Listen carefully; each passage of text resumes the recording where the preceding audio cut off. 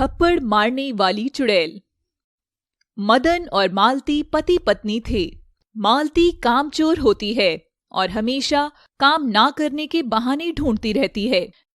मालती की सास और पति उसकी इस आदत से बहुत परेशान होते हैं।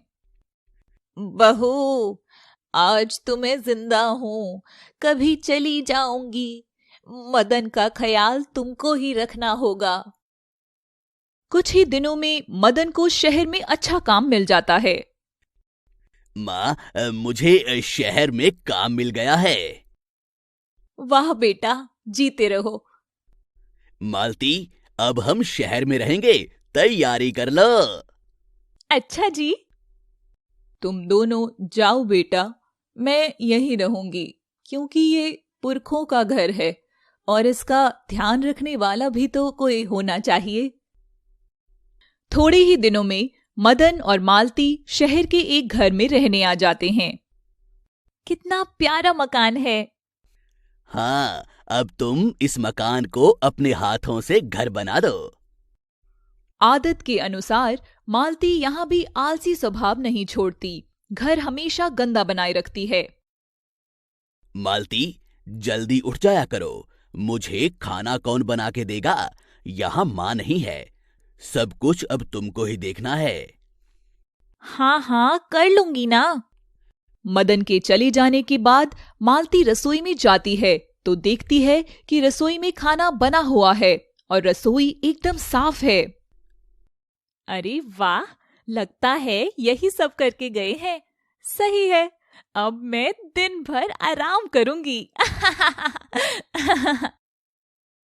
नाश्ता करके मालती वापस सो जाती है। हे ईश्वर, बस जीवन ऐसे ही कट जाए और मुझे कुछ काम ना करना पड़े। मालती जैसे ही लेटती है, उसके चेहरे पर जोरदार थप्पड़ पड़ता है। मालती उठकर बैठ जाती है। हाँ, कौन है? किसने थप्पड़ मारा? मगर उसको कोई नहीं दिखाई देता।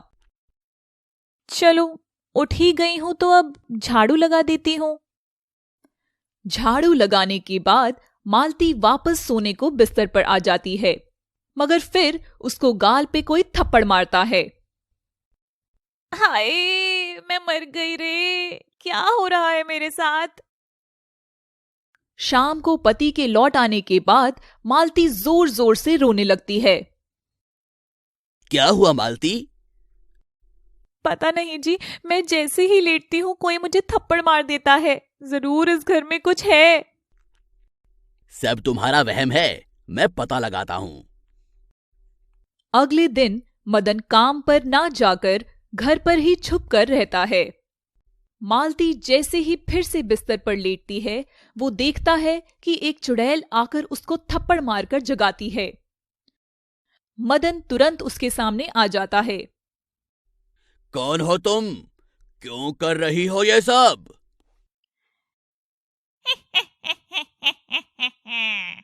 मैं एक चुड़ैल हूँ। जो भी आलस करता है, मैं उसको सजा देती हूँ। तुम्हारी बीवी दिन भर सोती रहती है, उसको घर का काम भी करना चाहिए। मुझे माफ कर दो, मैं कभी आलस नहीं करूंगी। हमेशा अपने परिवार का और घर का ध्यान रखूंगी। ठीक है मालती। अगर तुमने अपने आलसी स्वभाव को नहीं बदला, तो मैं हमेशा तुम्हारा पीछा करती रहूंगी। ये बोलकर चुड़ैल गायब हो जाती है और मालती भी अब खुशी खुशी घर का काम करने लगती है।